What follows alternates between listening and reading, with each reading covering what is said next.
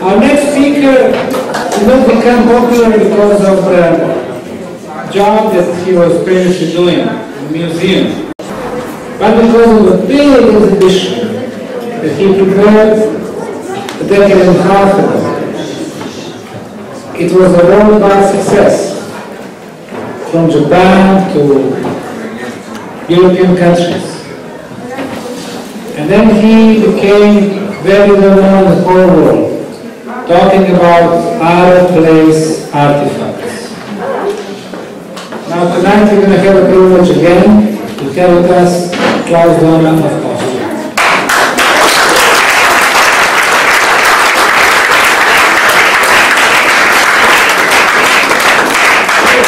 Good evening, ladies and gentlemen. First of all, I would like to thank, to give my great thanks to Semir Osmanagić to invite me and give me the chance to meet so many interesting speakers. I learned a lot by myself again, and I know that here are pyramids, it's a proof, it's reality. But I did not know that the energy of the Ravne tunnel is so strong, because usually my bedtime is 10 o'clock in the evening, and I never expected that I could be able to do a conference at 10 o'clock. And also, it's very strong, the energy, because otherwise you would not be able to listen to me at this time of the evening after so many interesting speeches. So, of course, as it is my fourth time here as a speaker, it is not possible to bring every time everything new. So maybe some of you who attended last year might see a few things which they saw already, but be sure that I have also a lot of new artifacts. So let me start this time. When I was invited 3 years ago, the first time, and I saw the list of the speakers, so many international scientists, I thought I have to try to bring something special. And as I'm working with a German friend who invented a few years ago a new sensational technology, I asked him to make me a scan over the Sun pyramid, and that I had also the approval that this is a real pyramid. So I presented these scans at the end of my speech, but I don't know if you can stay up so long until the end of the speech. I try to show you a new scan, which he did, even he was very busy, he could not make a detailed scan, but he did a pre-scan over the area of the Moon pyramid and the area between the Sun and the Moon pyramid. So this is an overview. You can see on the left side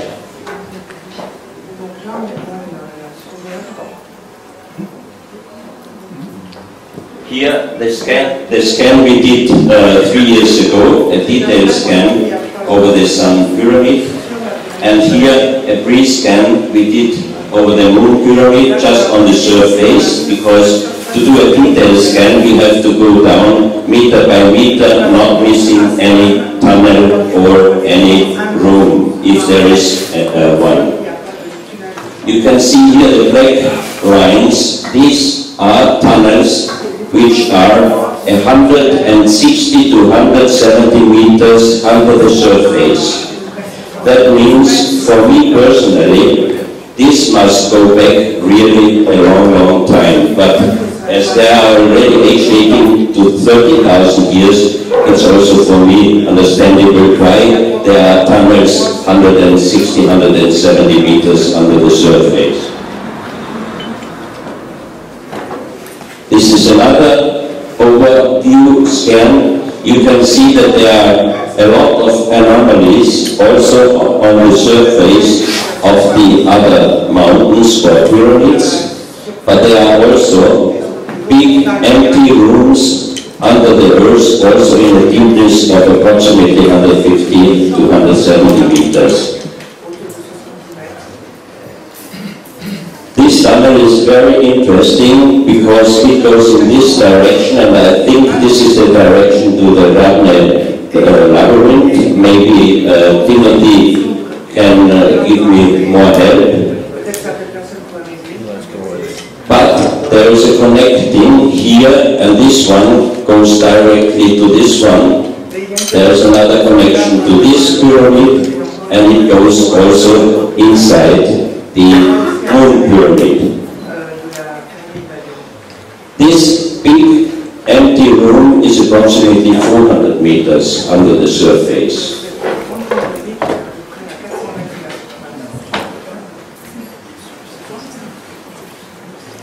Here we did an overview scan of a tunnel system.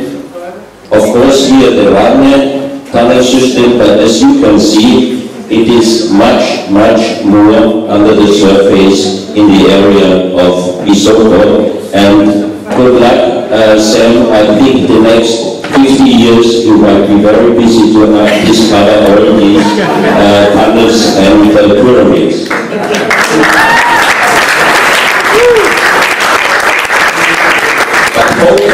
Hopefully, the Bosnian Herzegovina government will recognize that this would be definitely the most important archaeological site on Earth.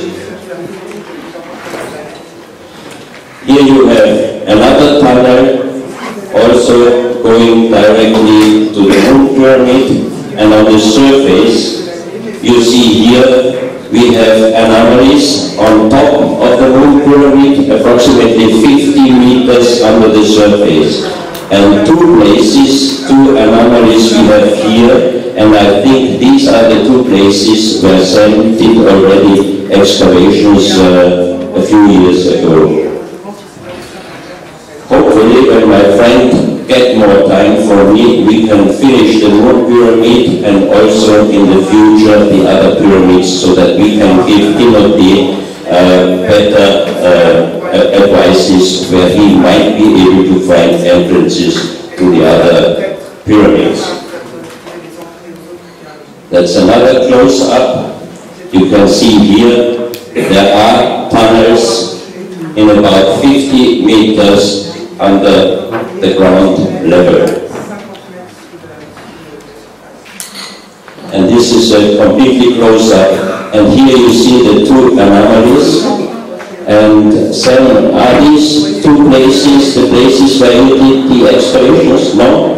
Then there must be some other anomalies, but just a little bit under the surface. And this is a very strange, the next three pictures are very strange, but also reality. A few days ago on internet appeared a picture, a Google Earth picture from the Atlantic, from the Pacific Ocean, not far away from the Easter Island, with one strange tower, a big one and a little one, and it looked like this is something very strange, as a natural formation quite impossible. So I called my friend and said, could you do me just a favor and look on this area with your scan technology? And he did it. And what you see here on this picture, the big tower, which looks like an obelisk, but going sharply up to the top, this formation is 4,000 meters high. And the top of this tower to the surface of the sea level is a distance of 1,400 meters. That means that this construction is 4,000 meters high, and the right one is 1,400 to 1,500 meters high.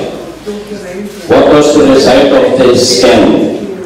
Of course, it's easy for him to do such a scan on material checking, because it's not tunnel system, nothing. But what he found out is that the big and the small tower is a metal structure.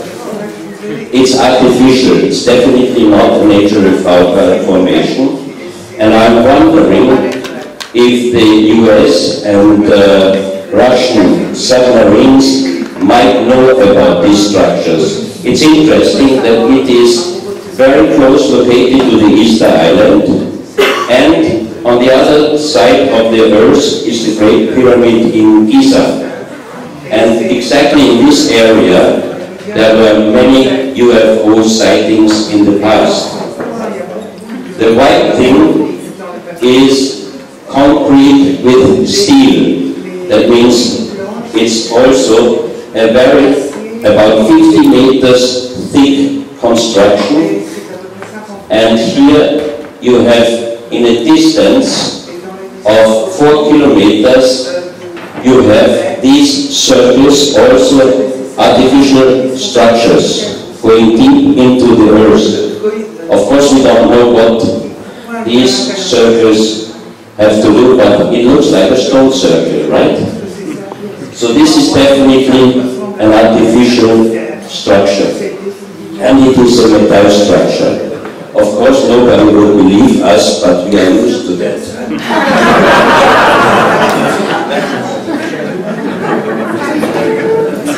Then we received another Google Earth picture with this kind of strange structure.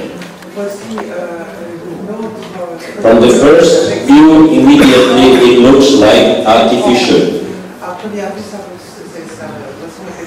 And this is the underground structure of this formation.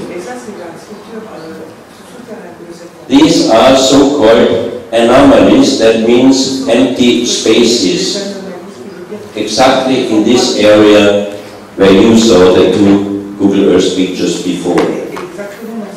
And this structure is also in the Pacific Ocean, but very close to the United States. So the question is this a new construction, or does it go back to an unknown constructor?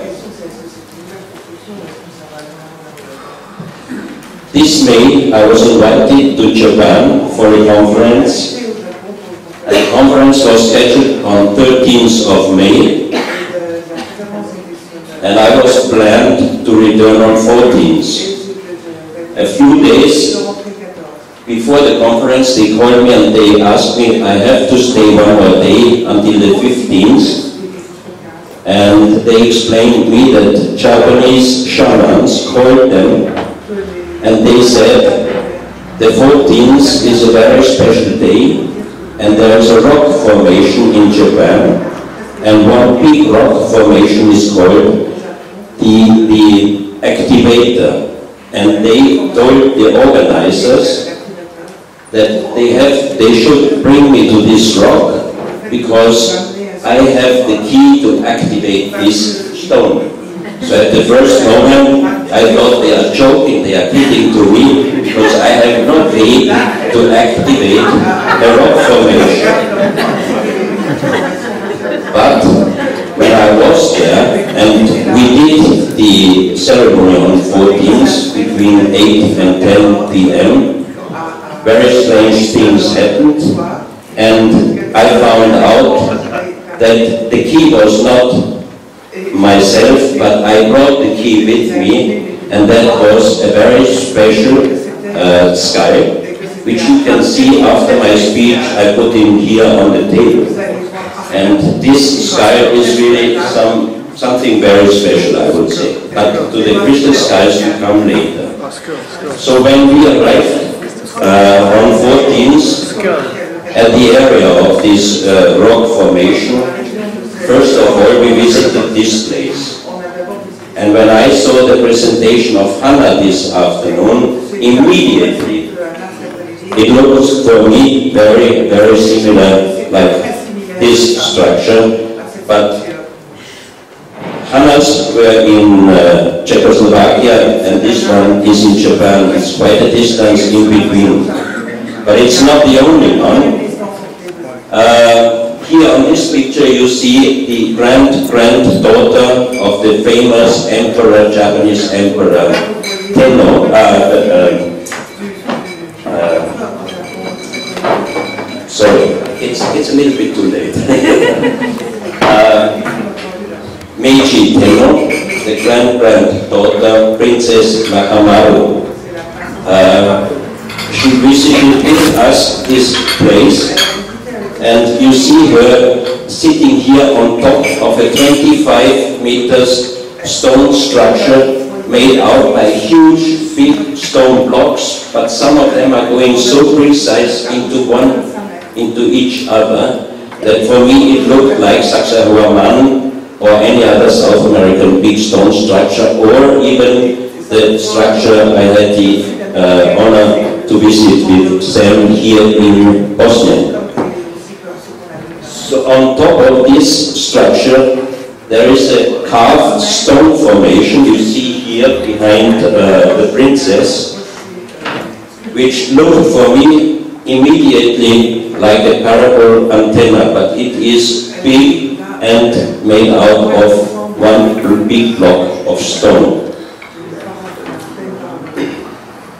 Here again the princess in this kind of antenna, and you see here just a part of this stone structure with big blocks made, definitely artificial, not natural formation. Another structure, and some of the stones have some very strange symbols carved. And you see here how precise the blocks are together.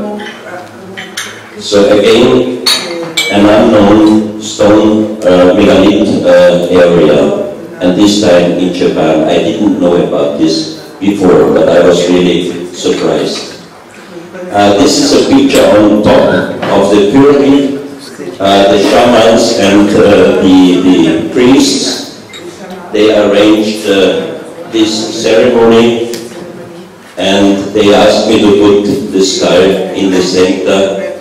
And when we were standing on this rock and they did the ceremony, suddenly I had the feeling as the whole tower is moving. And I really, believe me, I got immediately a shock, because I thought if this tower falls down, we are dead, definitely. But then I looked down and I saw that the formation is not moving, but I had really the feeling as I was moving, then I thought maybe this is the jet lag or so, and I turned around to the shamans, and one of them told me, "Do you also feel it?" And I said, "What?" He said, "There is a feeling, the energy gives a feeling like the whole rock is moving, and that means the activating is successful." So I don't know about this. There are many of you, they know much more about this, but it was a very, very interesting experience for me. Then the next thing, because we talk about pyramids in Visoko, Manuel Palacios is an Ecuadorian researcher, and we are very good friends, and we exchange always informations. He sent me photos of an area in the Yagalatis. This is a very, very dangerous area in the Andes in Ecuador. First of all, it's very hard to go there because there's completely jungle and rivers in between. And they found in this area a stone formation. You see him here on the stone formation. Here you see that from top to down there are stone blocks precisely one meeting the other one. So for them, for Manuel, he informed me, for him this is definitely a pyramid. So my last information is that after this so-called Ecuadorian pyramid appeared on the internet, the government sent an archaeological expedition there, and the result, when they visited only this wall, one-day trip, the result was, this is natural. So Manuel contacted me and asked me, can you ask your friend if he could do us a scan over this pyramid. So I asked him, I had to wait a few days until he could skip a few hours for me, and he did a scan over the exact area which we got on a Google Earth picture. The result we got, we cannot say if it's definitely a pyramid, but it looks like on one side. But what we could find out is that there are rooms inside, so that means it is a pyramid. But it's not only one pyramid, there are 3 pyramids next to each other, connected with a huge tunnel underground, and very close by there are several tunnel systems in cross form with rooms underground. In this area there are every year expeditions, because they think that in this area of the Yamanatis there is the famous Atahualpa treasure, the Inca treasure. I do not think that this formation has to do anything with Atahualpa or with the Inca history. I think these 3 pyramids and the underground tunnels are connected with a very, very old, unknown civilization of South America, because the area in this Yamanatis now is wild jungle. That means they wouldn't have built pyramids in a jungle area. That must have been completely different in the past. So especially in South America also, but not only, even in Europe, I think we can find a lot more unknown building structures. Here you can see that this is definitely not natural. And we have the approval through the scan that there are rooms inside.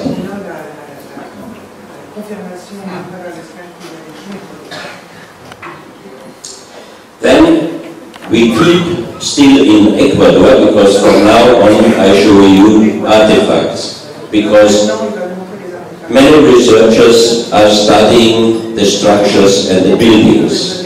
I prefer more the artifacts, because I think the artifacts can give you even more information about a civilization than the big monuments or structures. This picture was made when we visited the area in Lamana, which is in Ecuador, 1984. There were a British company did in this area gold digging, and one day engineer Sotomayor, an Ecuadorian engineer, found exactly in this place, you can see here still the opening of the tunnel. When they opened the tunnel, they found inside over 300 artifacts which do not fit any known pre-Columbian culture. That means the oldest Colombian culture is the Valdivia culture, which goes back to 6,000 years, meaning 4000 BC. And this Valdivia culture has a very strong connection with the Japanese oldest culture, which is the Jomon culture, which also goes back about 6,000 years. That means for me, there must have been a connection between Japan and South America already 6,000 years before. One of the most interesting pieces we found there is this big stone block. We call it the world stone map. Why? Because on this map you can see here the Mediterranean with Italy, Greek, and you see here an inlay of an eye. This white quartz line is natural. The other lines are engravings. So that means you have here a world map which shows you all the most known countries, like here India, but India on this map is bigger than on our world map now. And you know, after the last tsunami, the big tsunami, 2004, they found some building structures in the sea. So the quartz line passes the Mediterranean, passes here the Atlantic Ocean, and here you have a continent which does not exist in our days. That could be the famous not existing or not existed continent Atlantis. Then the quartz line passes Venezuela and makes here the turn in the Bay of Guayaquil in Ecuador. Then you have a small inlay going to the north, and there is another inlay, and this is exactly the place where they found these over 300 artifacts. On the other side, it continues, passes the Pacific Ocean, and here on this side, here you see it better. Here, where there is Japan and Taiwan, from the northeast Japanese island until far after Taiwan, there is one long continent encarved. And Professor Masaaki Kimura, he came 2001 when I organized the exhibition Unsolved Mysteries in Vienna. He gave us a model of Yonaguni, the big stone structure, and he told me that his research shows him that there must have been a continent like this. So that means this stone map must be definitely older than approximately 10–12,000 years, and I heard a lot of really good explanations from Paul this afternoon. I have to talk to him later on. It shows that somebody was able to make already a precise world stone map approximately 10–12,000 years ago. This is a close-up. You see, here in the Middle East is an eye inlay, and then it follows to the other side of the world. This is a close-up of the eye, and then on this close-up you see here the Bay of Guayaquil and the little inlay north, and this is exactly where these artifacts were found. One of the most interesting artifacts I ever saw until now is this 27 centimeters high pyramid with an inlay of an eye. The inlay is gray-white, the color of the eye inlay. You have 13 steps, and it looks exactly like the $1 US note pyramid. And when I presented this in conferences and it was shown on internet, I got a lot of reports saying, be careful, this guy is an Illuminati because he always shows the pyramid with the eye. I only can tell you that for me this pyramid is so old, older than any organization like Illuminatis or Freemasons or anything else. But what I think, this symbol is one of the strongest symbols. That's why they use it now for their own things. If you put this and other artifacts found there in Ramana under ultraviolet light or black light, the inlays are shining very strong. Especially the eye is shining very strange and very strong. On the bottom, here is a daylight photo, and this is under black light, but it's very difficult to get a good picture. On the bottom of this small pyramid, you have an inlay in small full plates of the Orion star constellation and unknown writings. This unknown writing, some of these symbols I found the day before yesterday when I visited Timothy in his laboratory, and he showed me some of the artifacts with his unknown writings. Some of the symbols are confirmed with this writing. And there was only one man who could translate this writing. He was the president of the German Linguistic Society, Professor Kurt Schildmann, and he said he could decipher this writing. He did not say he could translate it. He said he could decipher it, and he said this meaning is the Son of the Creator comes.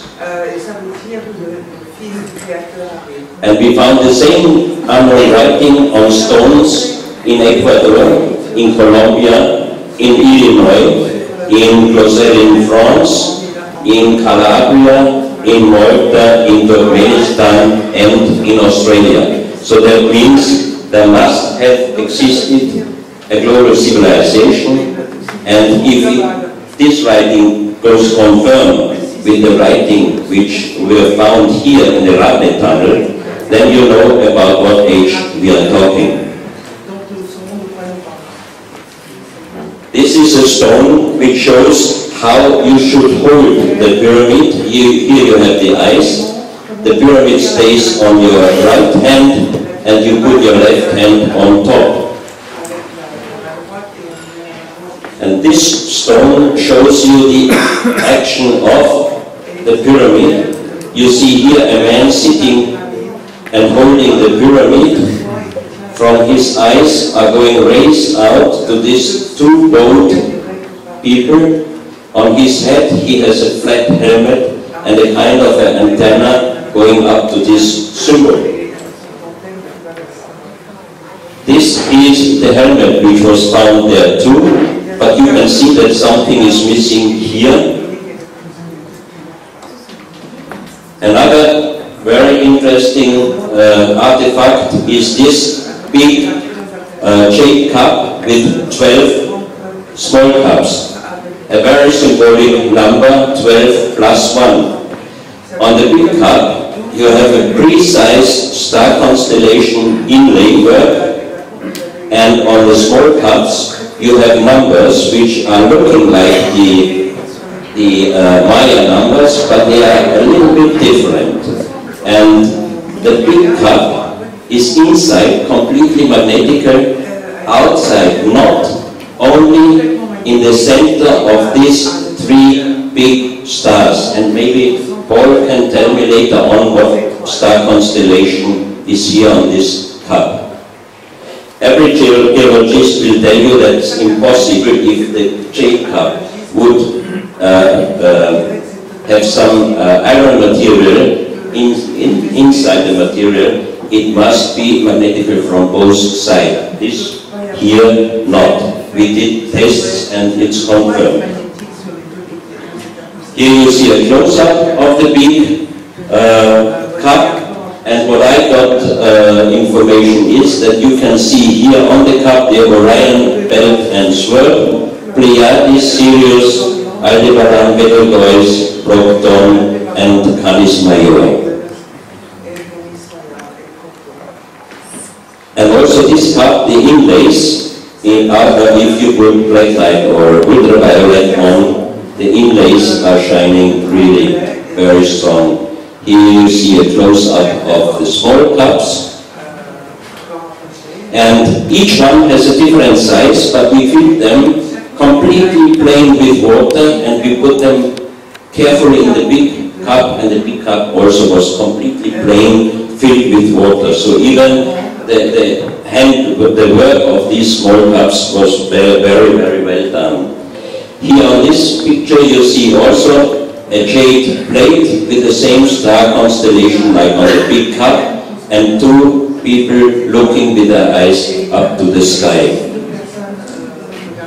Also, the inlays are very special under black light.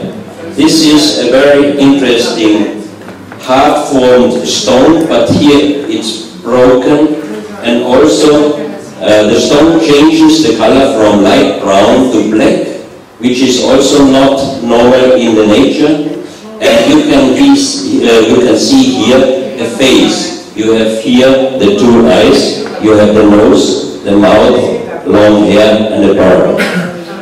So many of my friends, when they saw this picture, they said it looks exactly like the Shroud of Turin. But now if I would be a populist and I would like to make a big story, I would say we found the Holy Grail because a big cup and 12 little cups, and then we have a hard-formed stone with a face which looks like the Shroud of Turin. But for me personally, all these artifacts are much older than 2,000 years. On the reverse side of this stone you have a spiral and a triangle or a pyramid, and also here the center of this is very strong magnetical.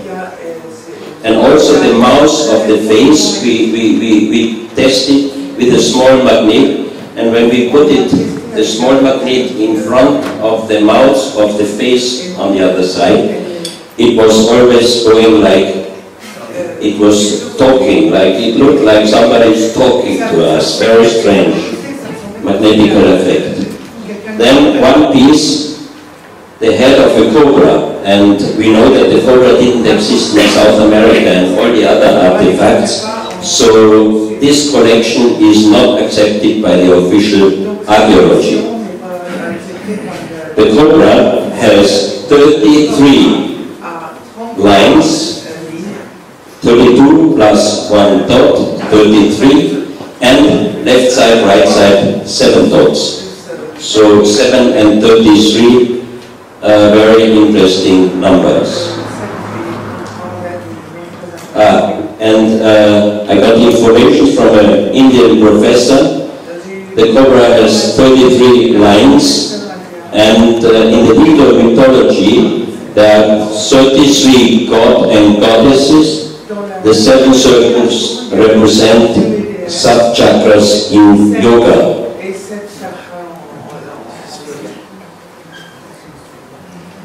Oops.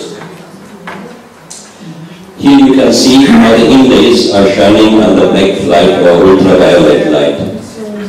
Then this snake with inlays, points, first of all it is a masterwork made out of jade, very big, and all the inlay points are also illuminating under black light. Then this is the Kundalini, and of course Kundalini is not connected to any South American culture. You see the sexual energy goes up on the reverse side and is ending up on the third eye here. Then this stone helmet, you can put it on your shoulders or you can lay down and put your head inside. It's made out of granite and it has inlay points, and some acupuncture experts told me that these are exactly the acupuncture points. So again, we have here an artifact which has nothing to do with any known pre-Columbian culture. Also the points are illuminating under black light. And here you see the owner of this collection now, Herman Diamar, how you can use this stone helmet. Then this spiral foam in a plate made us able to lend 40 pieces for the exhibition, because when we were there 2000 and I saw first time all these artifacts, you can imagine that I was excited, and I asked the owner, can I lend 30-40 pieces for my exhibition next year? And he said yes, but I have to ask Luis Viracocha, the highest of the Ecuadorian indigenous people. And next evening we had again a meeting, and Luis Viracocha came, and first of all when he asked when Herman asked if he can lend us some pieces, he said, no way, these are for us very spiritual artifacts, and we will not allow that you bring these artifacts to other countries. So again, you can imagine how I was feeling then, and I started talking with Luis Viracocha, and we talked about many things, about an hour, and after 1 hour, he brought a little magnet on a string. And he asked my 4 friends, I was with 4 friends there, he asked the first of them to hold this magnet in the center of this spiral. And when he was holding it in the center, suddenly the magnet started round turns, big and bigger, until outside the plate, and then it was turning like a perpetuum mobile. So he asked the second, the third friend, and then he asked me to hold it over. You see here a photo. I was holding it over the center of the spiral, and it didn't move. And I was pushing it, and it didn't move. And I pushed it again, and then I was laughing, and I said, Luis, it doesn't work with me. And he looked at me, and he said, they should try again. So I asked him, can you try again? The first friend, it moved, the second, the third, and then again me. So I was holding it. This was the second time, because it took so long time. I was holding it, pushing it, holding it, it didn't move. And then finally I gave up and said, can you tell me why it doesn't move? And he just looked, and he turned around to Herman and he said, Herman, you can give him the pieces for the exhibition. Don't ask me why. But the strange thing is, and this was the time I did the exhibition because I was I was skeptic against all these things. And at this time, 2000, when we went there, if you would have talked with me about esoteric and some very strange things, I would have told you, please leave me alone. But I had so many experiences, but still I say there are things which I cannot explain, I just accept it. So this was the success that I could get the pieces for my exhibition. Oh.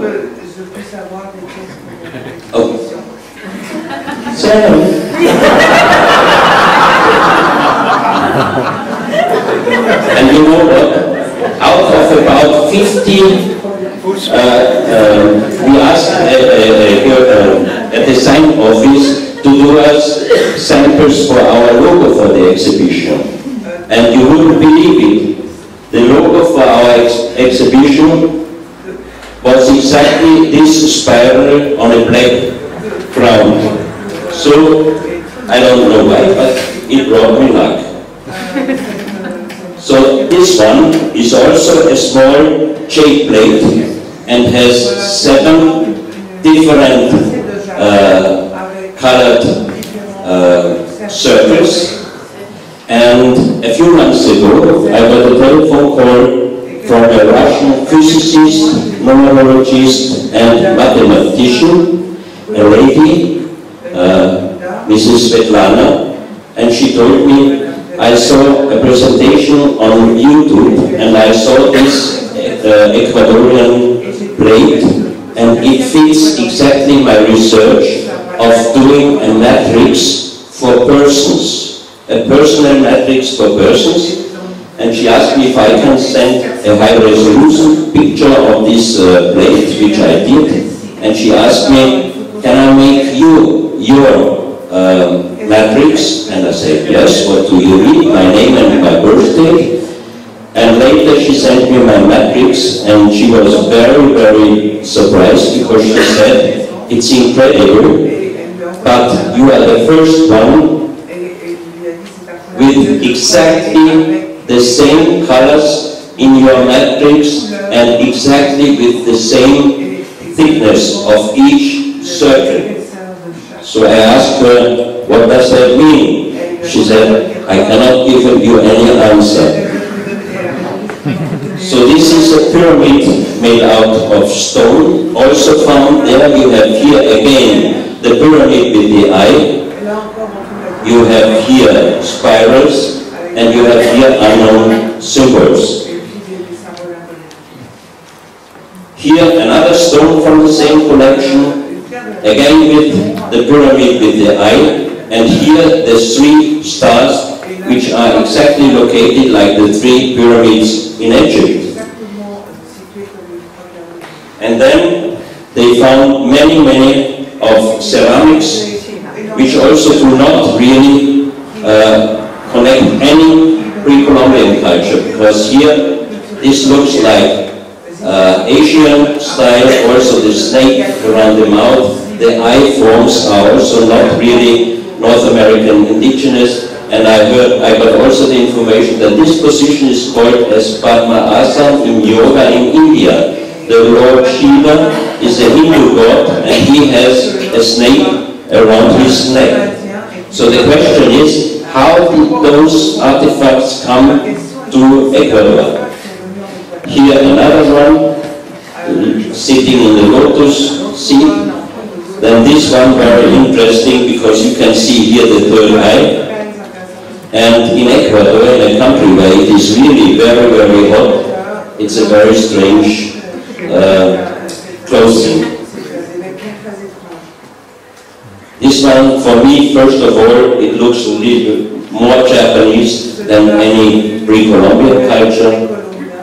And this is also a very interesting one, because you see here two persons with elongated skulls, and this ceramic is from the bottom this size, and it is one ceramic, and it is completely hollow, even here the round circle. So this is really a masterpiece of ceramic.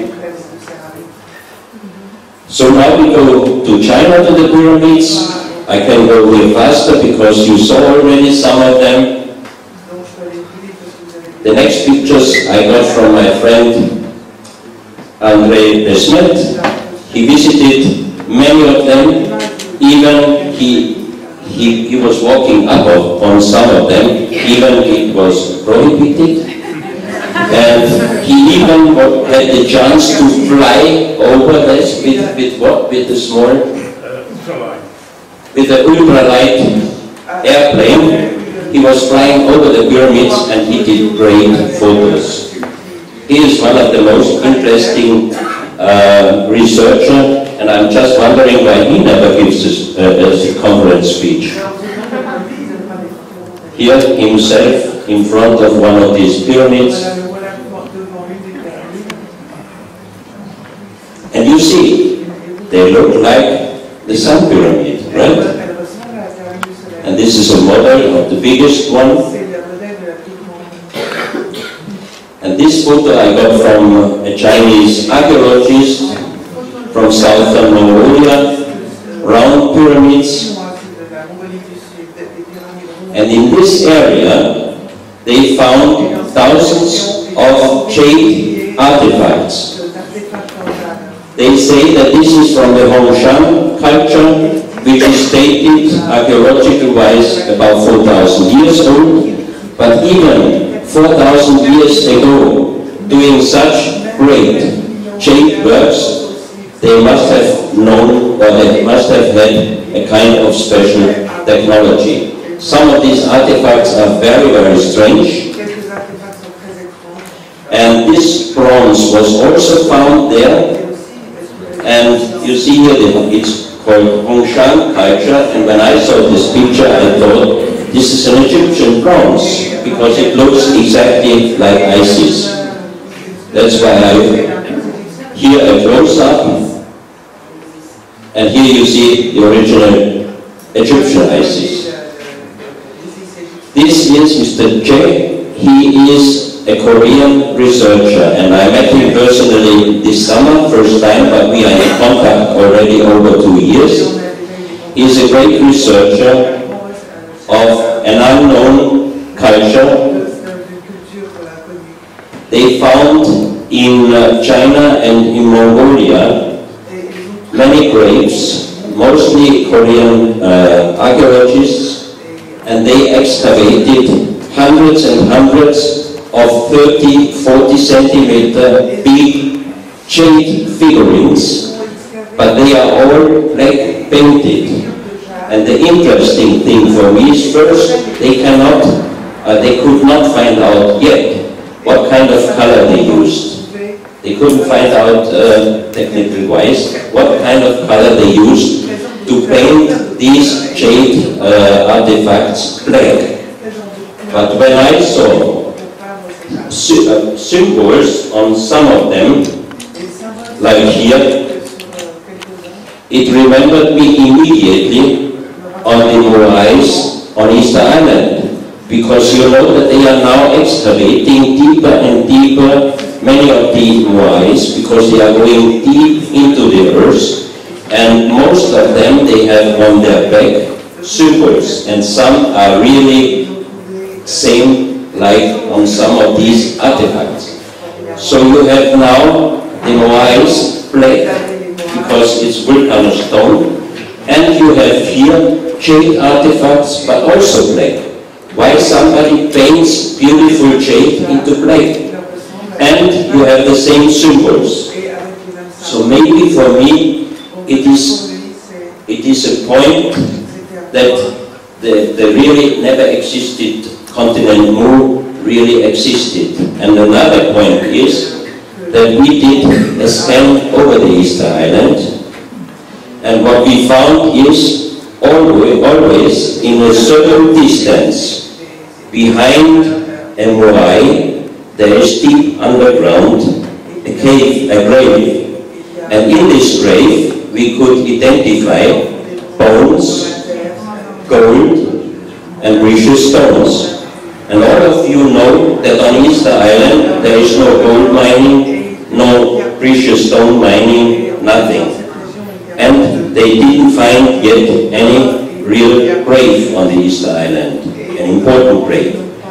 But they are very deep and always in a certain distance behind the Moais. So I checked the books from Thor Heyerdahl, and in the first book of his first expedition to the Easter Island, 1956, he wrote, when I arrived there and I was talking with the old people of the Easter Island, they told me that in long time ago they buried the kings here on this island. What does it mean? The kings from where? And for me that's another point why I think that Churchill was right, that there really existed a huge continent in the Pacific Ocean. So now I show you several of these figurines, like you have here a vase, also with these symbols found on the Moais, also here and here. And again, always mixture also between human body and animal head.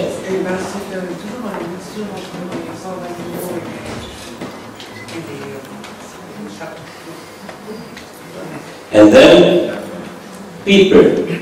But if they were so great artists, why did they make figurines with very strange faces?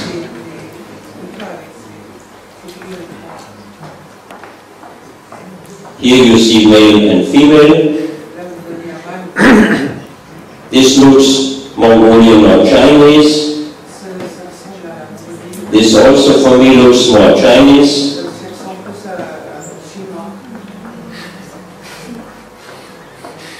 This with the bell.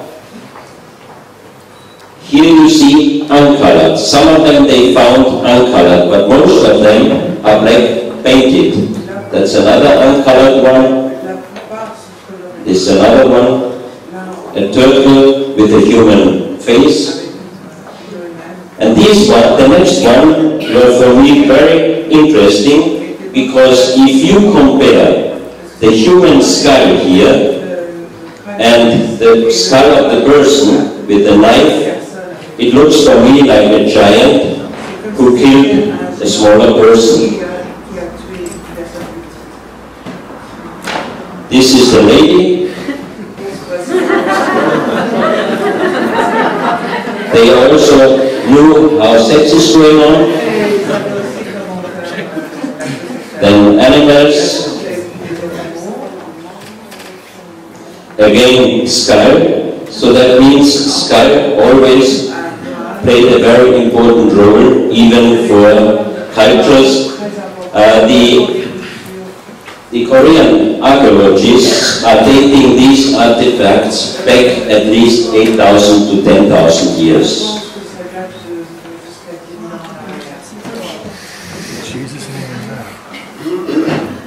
Again, elephant sitting on a skull. Then this for me looked like the North American Indian symbol. The turtle also in many cultures played a very important role for long life.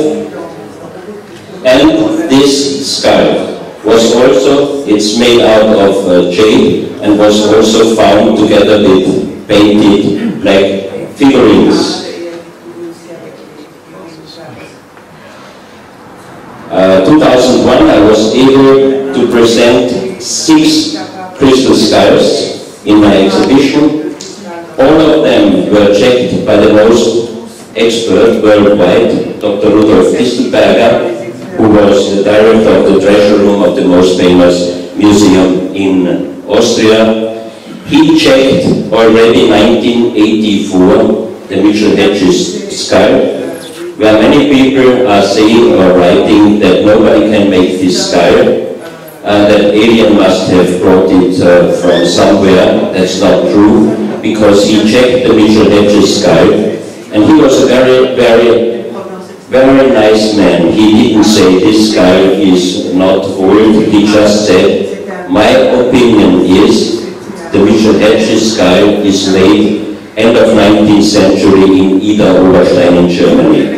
And National Geographic ordered the most famous Chinese crystal skull maker to do exactly the same skull like the Mitchell Hedges skull out of one block of crystal, even with the jaw taken away.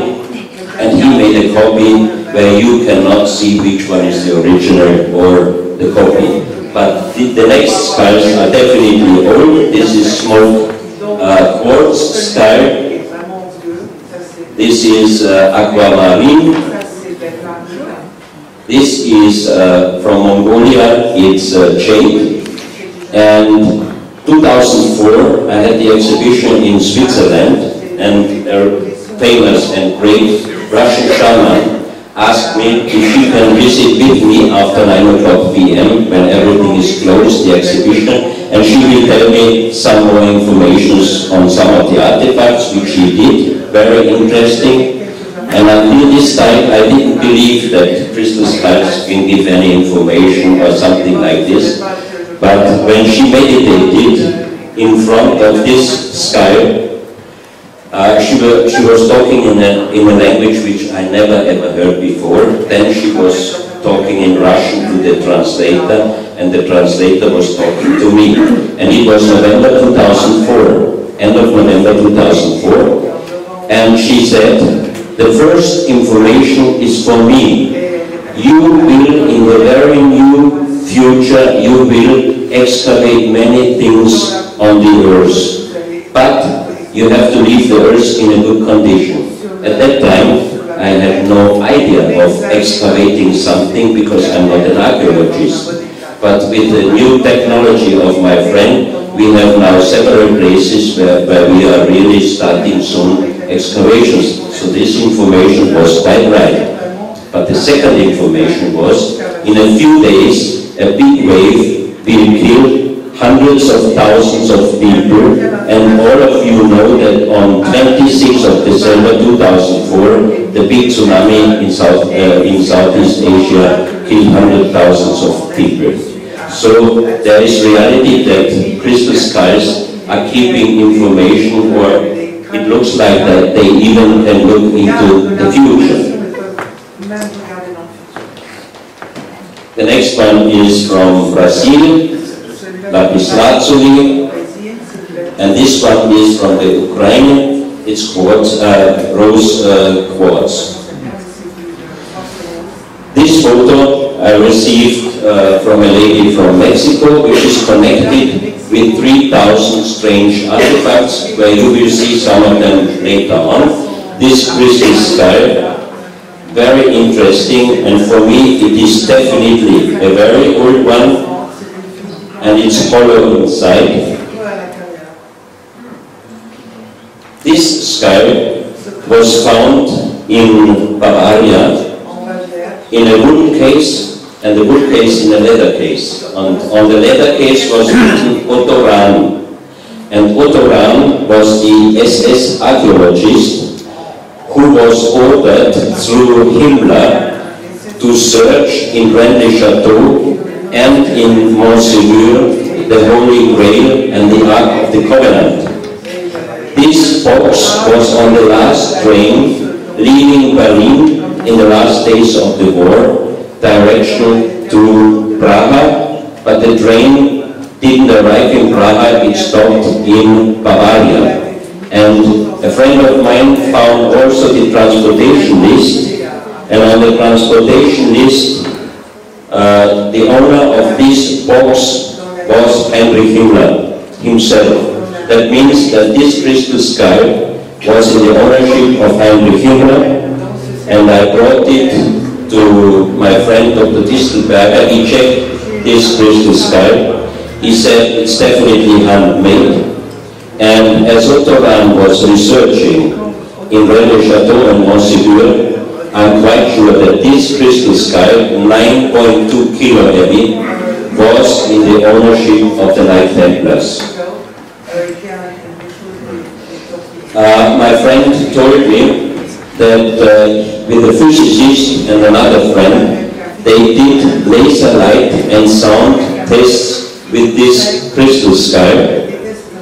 And he said, if I would have had this experience by myself, I would have thought I am kind of crazy. He said, suddenly they saw pyramids and they saw a man on a camel, like a hologram, riding in direction of them and then riding on the side. And the second they saw was a lady sleeping, and suddenly she opened the eyes and she looked like shocked, and then she disappeared. But the lady looked like South American. And the strangest thing he told me was when they started with the laser light on the bottom of the sky to the top of the room, suddenly they saw like a banner with a very unknown symbols writing. And he said, weeks after, suddenly he got a little pain in his left eye, and then he saw in color the same banner running in his eye. So he said he really thought he's gonna get crazy, and the last time it happened, he took a paper and he was writing these symbols, and I will get them after coming back, and then I asked many of the writing experts if we can find out what kind of writing this is. So that means, again, this was for me an approval that crystal skies do have informations or do have films or whatever reality, or can they see into the future. But it will be very interesting to do another test. And I received an email yesterday. He promised me after coming back we can drive to him, and he asked his friends to do a test because I want to see that by myself. Hopefully not getting the same trouble later. This guy is here. You can see him later on. This is the one I brought to Japan. Nassim Haramein got this sky. The famous physicist in Hawaii, we are good friends. He got this sky from the last owner, because the story says, and it's not a story, every owner who bought this sky got heavy trouble. And the last owner was a young guy, and he wanted to get married. And after buying this sky, 1 month later, his fiancée passed away. So when Nassim brought this sky 2.5 years ago to Germany, to a conference where we met again together, he gave me the sky and he said, you can keep it here. Whenever you make again an exhibition, you can display him. And I immediately told him, nothing. I don't want to own this sky. I keep him here. But we promise now that we try to find out where this guy belongs and then we bring him back. Because this guy, for me, must have been in a grave, because geologist friends told me that he has a crystallization on the sky, which means he must have been long time under the earth. And this year in springtime, when I was, no, last year, sorry, when I was invited to a conference to Paris, there was also Humatzman, the elder of the Mayas. And when he saw him leaving this guy, he was really surprised, kind of shocked. He did a meditation and then he told me, this is one of the most important skies on Earth, and it's definitely older than 10,000 years. So I would appreciate if Hannah could give you more information, because I think she knows more, and even maybe there's someone else who might be able to give you some information about this guy. But I can say he has a strong energy, that's what I hear. I don't feel it because he is staying in my sleeping room. But many people tell me that he is very strong, so I don't feel it. So after the conference, I put him here, so you can see him. On his top, he has the incarving of the feathered god, Quetzalcoatl, that's why I call him Quetzalcoatl. And Humatzman told me also that the ice, the shade of the ice, this is the same shade like they found some artifacts in the grave of Pakal.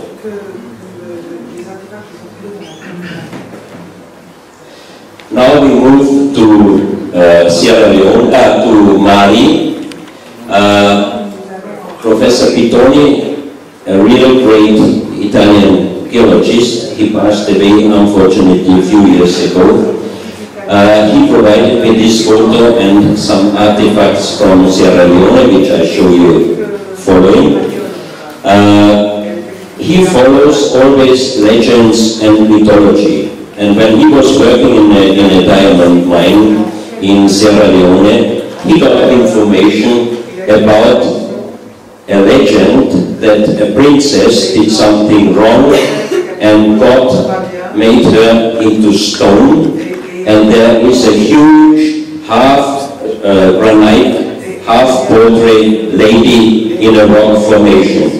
So he went there and he visited the place, and you can see here exactly the face, the breast, until here.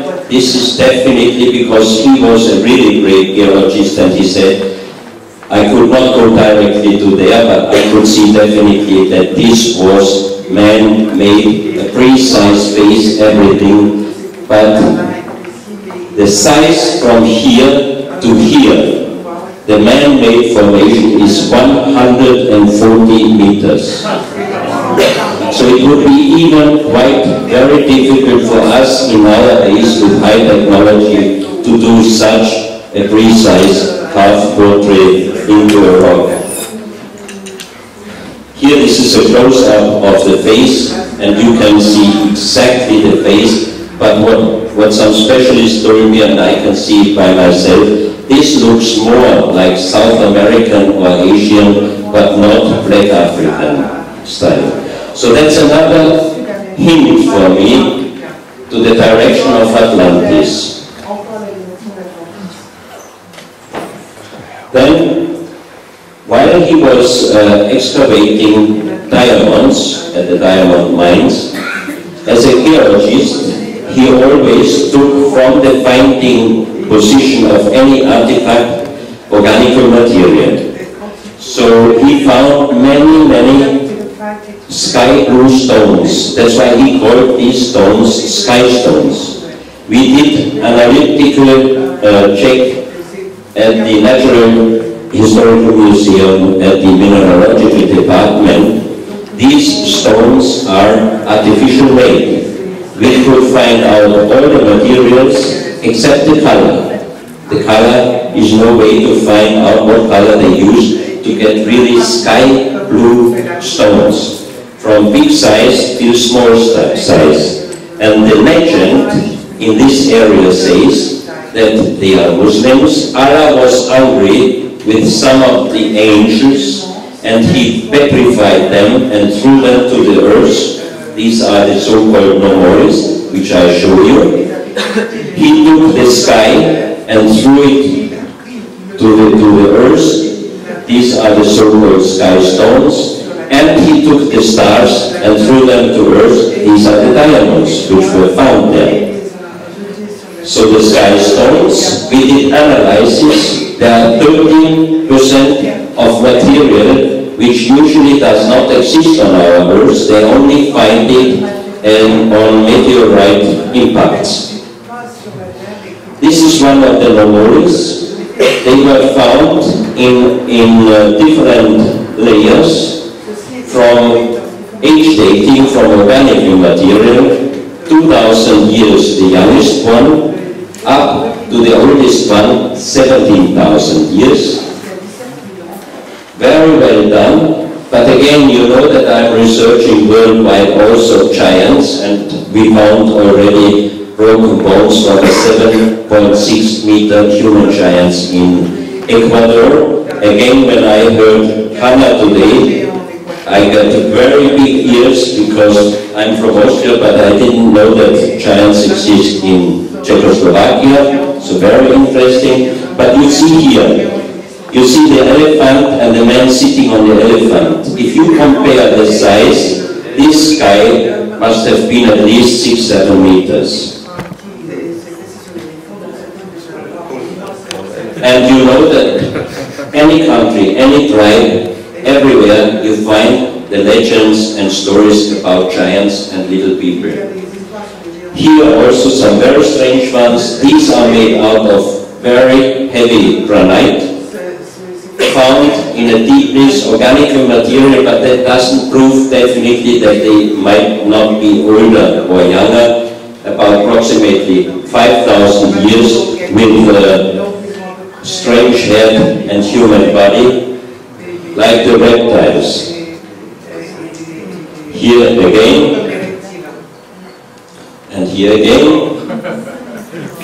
They are approximately 50 centimeters in size and very heavy, but wonderful stoneworks.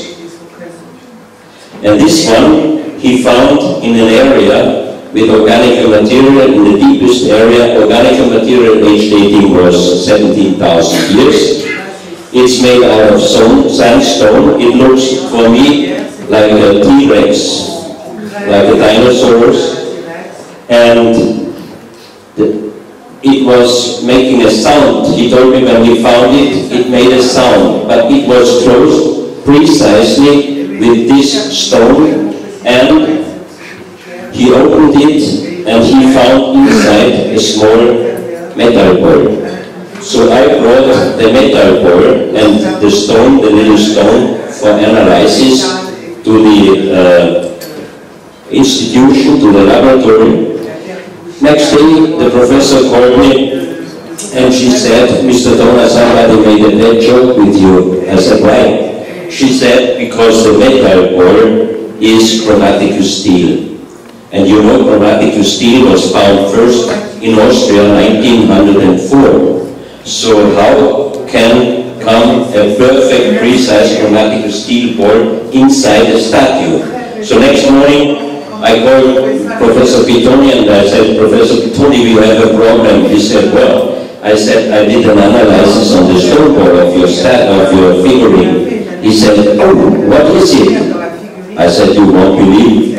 It's chromatic steel, and chromatic steel was first time made 1904 in Austria. He was laughing and he said, Klaus, I am a geologist. I would not open a statue because of a strange sound if I wouldn't have done a special check before. And you see here the X-rays he did before opening, because he didn't know that there was already an opening here, because it was precise, perfect close. So he sent me the X-rays from all sides, and you can see that the metal ball was already inside the statue.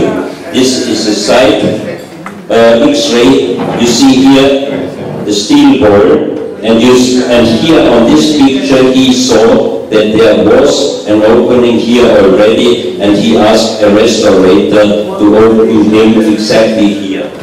So that means here we have a chromatical steel ball, approximately 17,000 years or even older, and that's again interesting today what Timothy said, that they found very old stone with a kind of metal inside.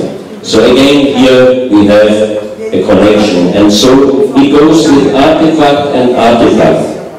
I always say I try to find, I'm digging for answers, but I always find new questions.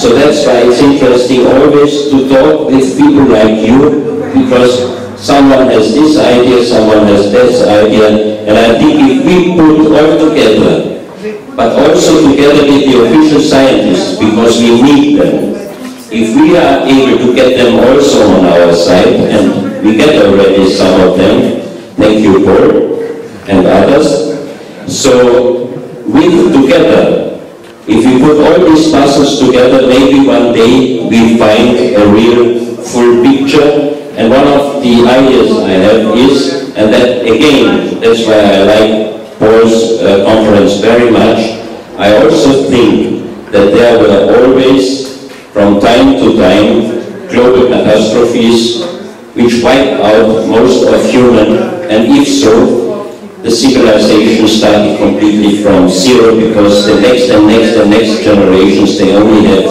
one problem, which means, how do I find something to eat for me and my family?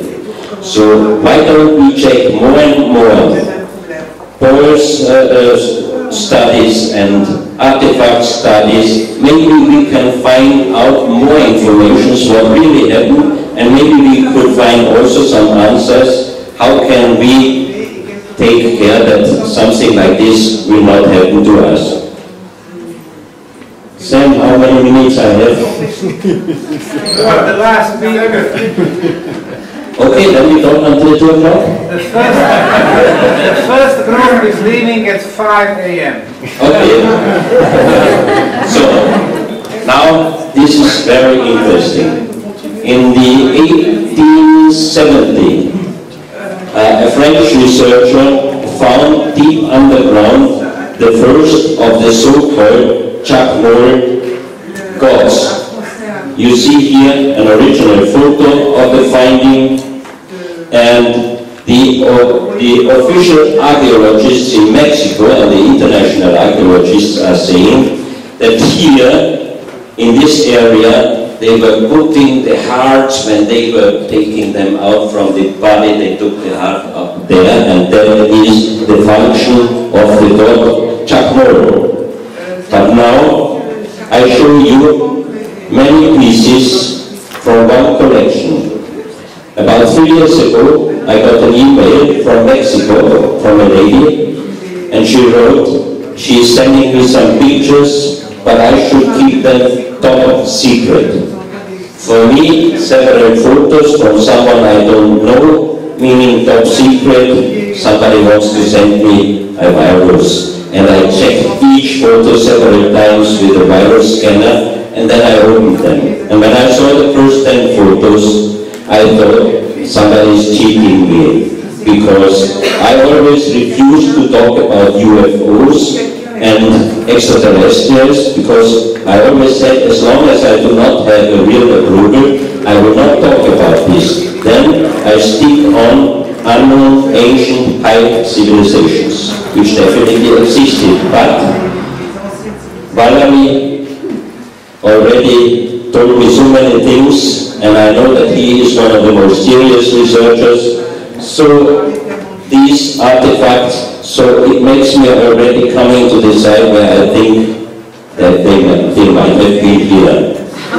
Also, my friend Michael, they all talk about Anunnakis and everything. I was always a little bit behind. I said, as long as I don't have the final agreement, I won't talk.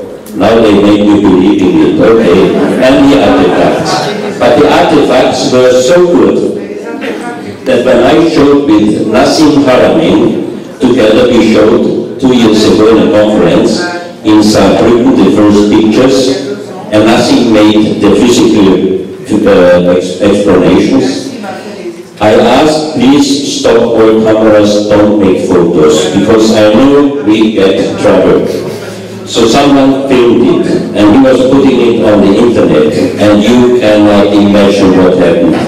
Even the greatest German UFO freaks and alien freaks were writing, these are liars, they think we are stupid, they show us new-made artifacts, and they try to believe us that these are original. Later I explain you more. So, here, this lady, after I got the first 10 photos, I was also unsure, as I thought that's impossible. Then I asked her, can you give me more photos? Because she told me that a farmer found in one tunnel on his ground over 3,000 artifacts, 2,500 stone artifacts, from small one to big one, and 500 molded artifacts, from small one up to 50 centimeter statues, molded. So I asked her to send me some of the small molded ones. We did material check. It looks like they are really old and original. And from 2 stone masks, which you see, I show you some of them, stone masks with mosaics on it, and they used for gluing organic material. And Nassim Haramein sent 2 samples to the university in Tucson. The result was one mask age dating 8,600 years plus minus 100, and the second one was 12,400 years plus minus 100 years. So if the analysis is correct, we have already a real confirmation that the pieces are old, but still Nassim decided that we try to do in the next few months 2 other institutions. We want to be sure that we got the same result, and then we can say that these artifacts are at least older than 8,000 years. So you can see here one of these so-called Jock mold gods holding something on his breast. Here this one, it looks like, I would say like a computer showing a face on his stomach. And a Russian scientist found out that the best condition traveling in the space would be in this style of sitting. Here another one, here you see exactly, he has something on his stomach, but not hard, but something like really looks like a small television or whatever. Here another one, and look at the clothes and the seat. This is made out of stone. This is also stone in carving. This one also. 3,000 pieces. Here looks like a UFO. Unknown symbols, human footsteps. Maybe they saw the giant footstep in South Africa. All of these pieces are molded, and for me it looks like flying objects. Here you have close up. Here you can see even person with big eyes looking out of the windows. Here you have a sun eruption and a triangle in the sun. I got this photo 3 years ago, and some of you might have seen a NASA photo on the internet with the sun with a long dark triangle in the sun.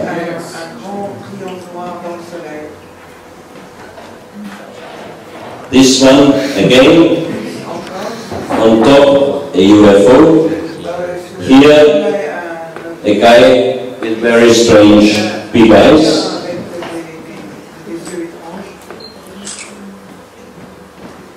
Here again, looks like a UFO.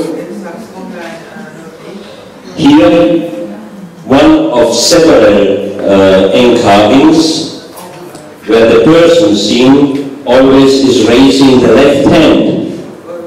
And I always say I'm happy that they raise the left hand, because if they would raise the right hand, I would have a problem in Austria.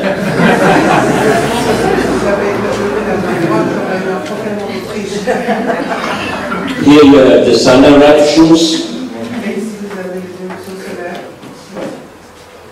Here something, for me, looked like a wormhole, but Boyle told me it's not a wormhole.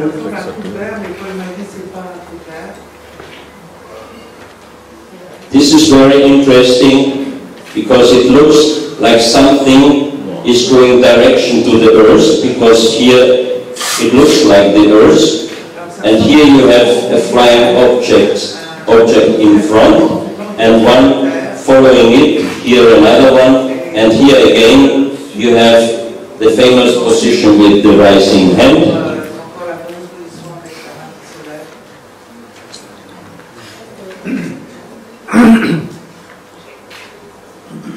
This is a close-up of the one I told you before. Exactly on internet, we could see a photo. Now the battery is gone. Maybe we try this.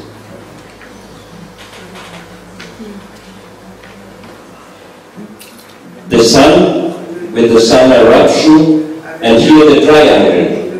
And Valery told us in his conference that the sun might have been a kind of stargate, and it looks like here the UFO, sun eruption, and exactly this triangle was on a real sun photo from NASA about 1.5 years ago. So what does it mean? No idea. There's another strange one, again with the sun eruption and the flying object. And here the guys are looking out of the windows. This, a star constellation. Maybe one day someone can give me an explanation what might be seen here on this star map.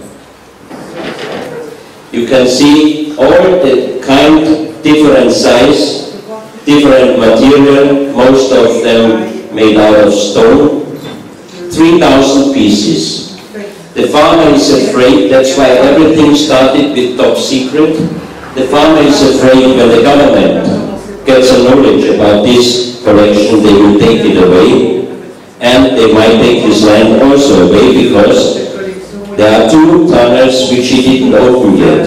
And maybe in December I can fly with Andre to Mexico, and we are allowed to document all the 3,000 pieces, and if we have time enough, maybe we are allowed to open with him together the 2nd and the 3rd tunnel. Then we would have the final approval. But for me, approval enough, because some of the pieces have gold inlays and precious stone inlays. And a farmer, I don't think he would be able to make 3,000 masterpieces.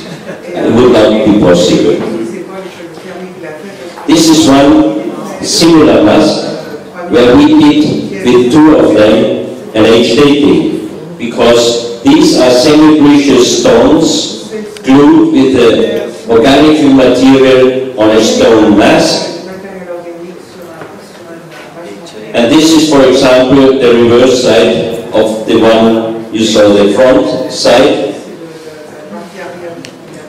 And you know from Star Wars films, transportation from one dimension or star to another star people would be sleeping inside. This one, it's about 50 centimeters high, stone with inlays, and many of the inlays have the body, the hands positioned like Egyptian mummies. This looks like one of the famous Nazca lines, a spider. This is another mask, front side and reverse side. There's another front side and the reverse side. Again, the left hand. And here, like a comet, coming down, flying object. This one, a sitting, a kneeling guy with a kind of baby on his hands. Here.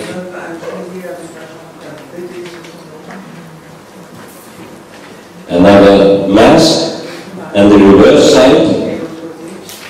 This is for me also very interesting because it shows here the flying object. This guy showing, it looks like he wants to protect something in his hand of this comet or whatever is going into direction to here. Maybe, I made a joke, I said, maybe they show us on these artifacts that when really a problem is coming and a big impact is trying to catch the Earth, that they are ready to help us. But interesting is that many of these figurines, they are dressed like the Mayans. This is very interesting. This is a precious stone showing the third eye, but again, very big eyes. On this one, elongated skull, with a baby also with elongated skull.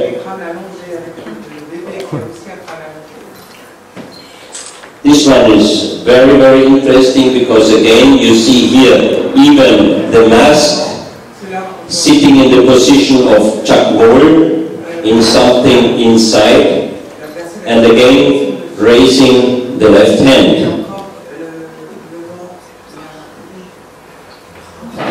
Here another one. Then one thing which looks like a sarcophagus.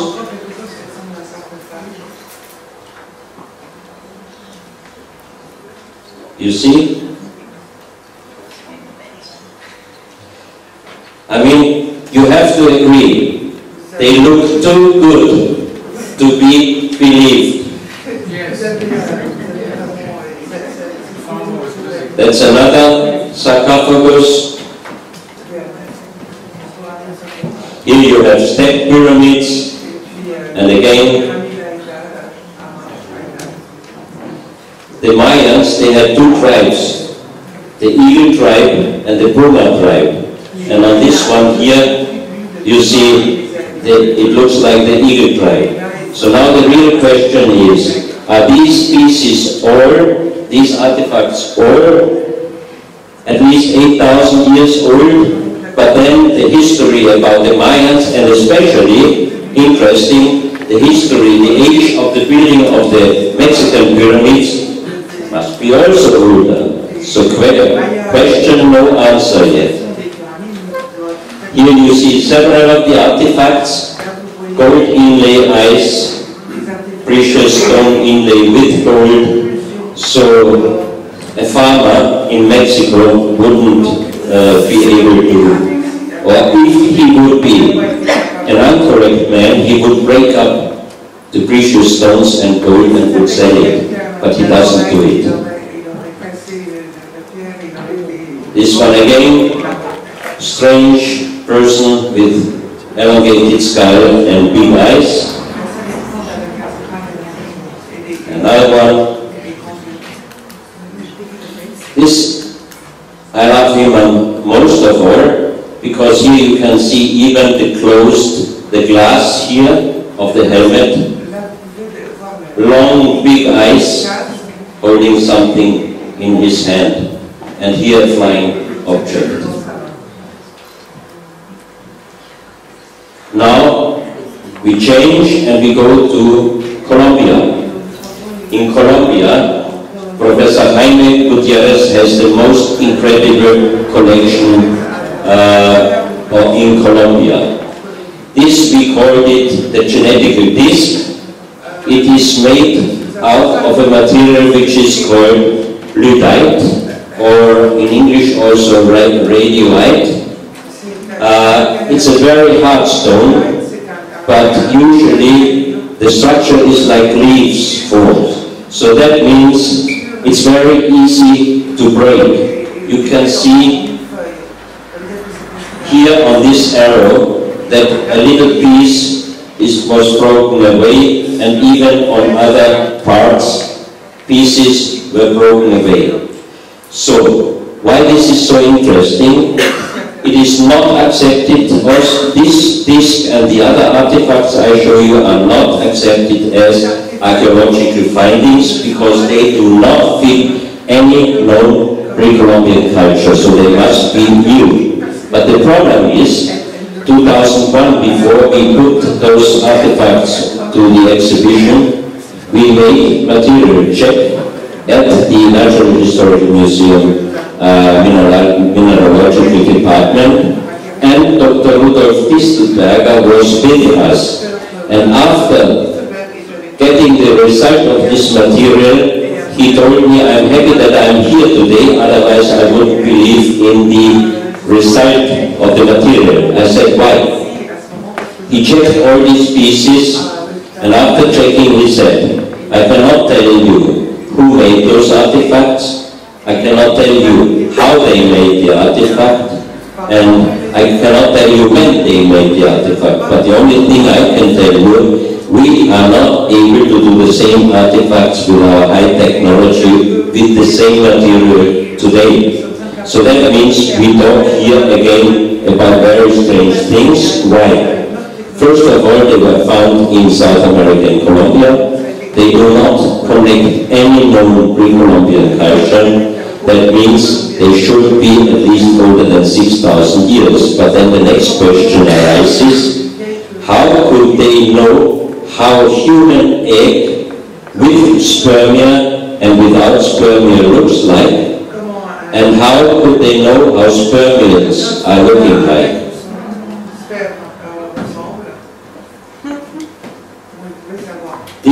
A Swedish photographer several years ago did with a microscope camera photos inside a lady, and he could show the first pictures with human eggs inside the body with and without spermia, as you see them on the other side.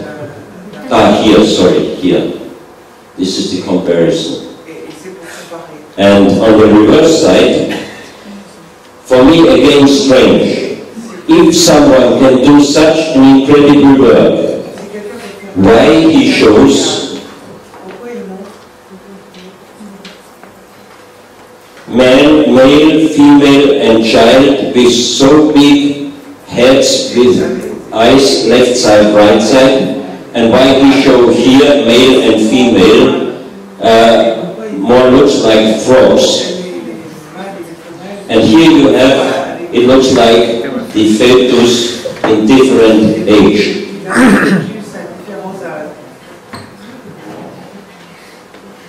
This is another artifact made from the same material. This one. This is quite impossible to do the same style with the same material. It would break immediately. And each piece is made in the geometrical form completely in the golden rays. Here. And it fits, each piece fits any hand. If it's a big male hand or a small female hand, it fits always precisely. And Professor Gutierrez is the most famous industrial designer and architect in Colombia, and he takes all his ideas from the nature.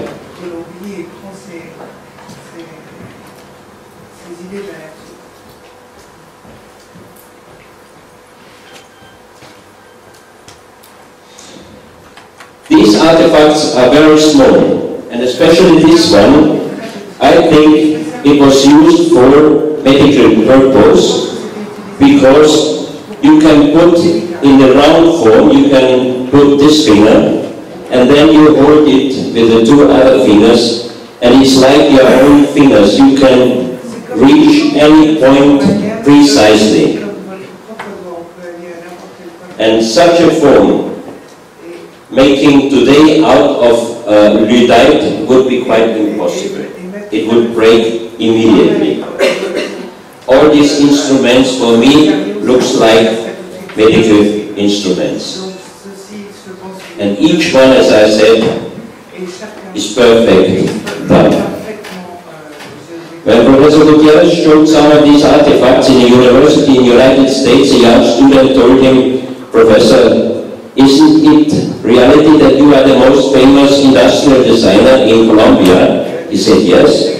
He said, "Couldn't it be that you made this design?" He said, young man, if I would have this know-how, I wouldn't be just the most famous industrial designer in Colombia. I would be the most famous worldwide." Here, each artifact is precisely done. This is very interesting, because you can see here the baby coming out from the mother, and I always forget the name. What's this line? Umbilical cord. Umbilical cord. Yes, is around. Oh, sorry, is around the neck of the baby.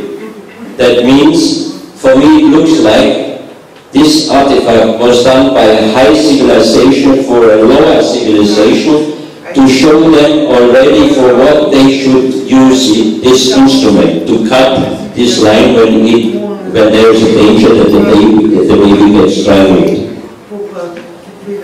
The next one, we call it the birth spoon, and in Vienna, when we had the exhibition, we asked several specialist doctors if they could hold this thing, and if they think it might be helpful when the baby has problems to leave the mother's body.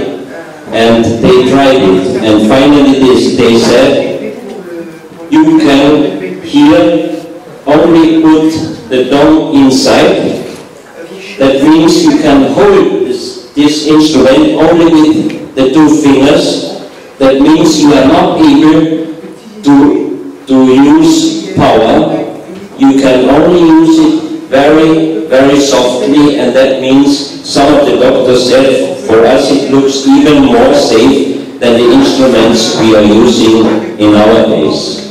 And again here you see the baby is coming out from the vagina. This is the mother's body, so it means showing a lower civilization for what they should use this instrument.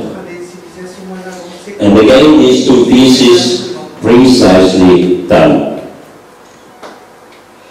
Then we stay still in Colombia, but we move to via the neighbor. There is a very old monastery, Santo Ecce Homo Monastery, built 1620 in an area where you find millions of fossils, even dinosaurs, eggs, and so on. This is Professor Jaime Gutierrez. They used many of the fossils for building the monastery. And you can see here a pineapple, petrified, cultivated fruits and vegetables they found there. Here you see an avocado. Here is a close-up. Here is maize, petrified. What does it mean? How old are these vegetables and fruits? Millions of years? If they were found together with all these fossils, I think they must be many millions of years old. This is Padre Huertas. Padre Huertas is professor for archaeological plants, ancient plants, for modern plants, and anthropologist. And he checked all these artifacts by himself, and he said these are 100% petrified, cultivated fruits and vegetables. In his hands he is holding a cocoa bean and a banana. Here is a close-up of the cocoa bean and the banana. Another fruit, several fruits found there. And also they found petrified human bones, which are bigger than our bones. This human must have been the size of at least 3.5 to 4 meters.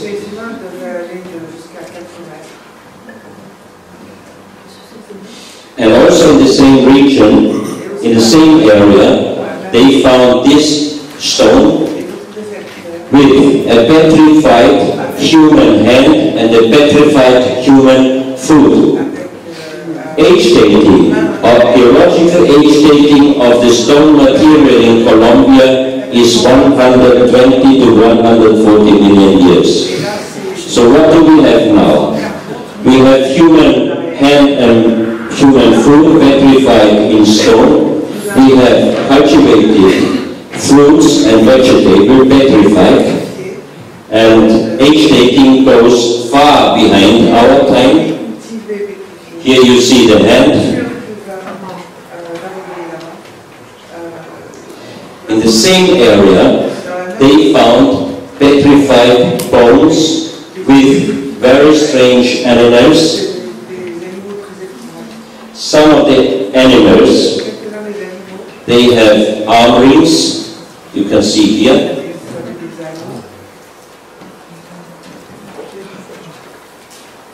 And it's an unknown animal. Nobody knows what kind of animal this was, especially this one, which is exactly looking like the other ones I showed you before, but this is the skull, and you can see that it has exactly the form like the little petrified animals.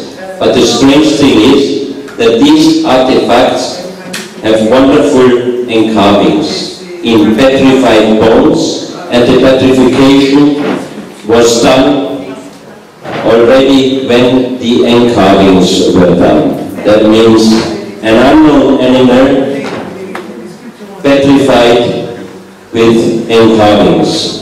Many questions of the official age of humanity. Here is a close-up of this skull, and here is a view from front. But it shows exactly, it looks exactly like the little animals on the other petrified bones.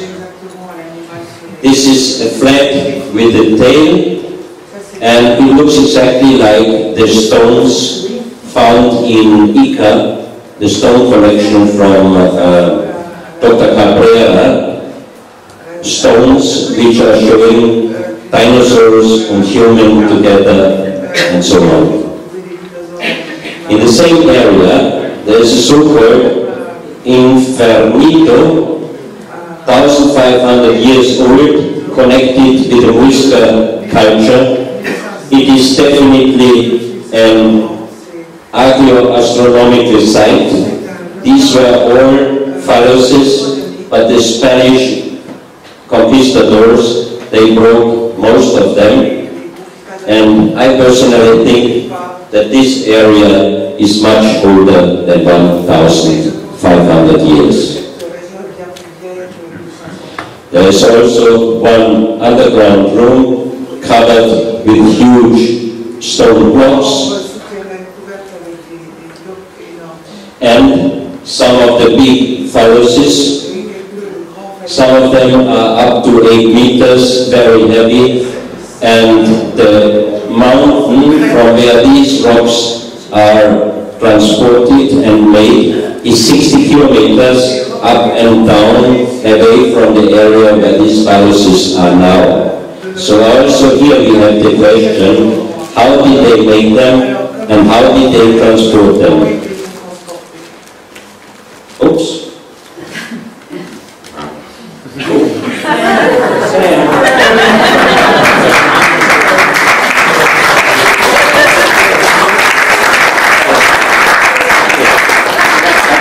I think the computer said we should stop now, so I hope you enjoyed it, and thank you very much.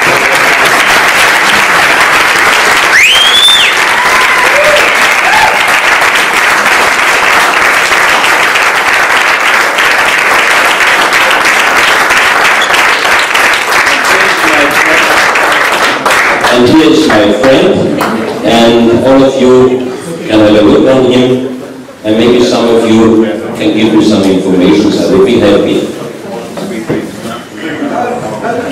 Thank you very much, Klaus.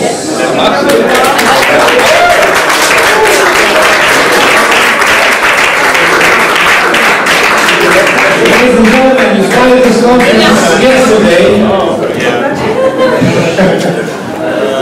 And after 13 speakers, we are coming forward to Sunday.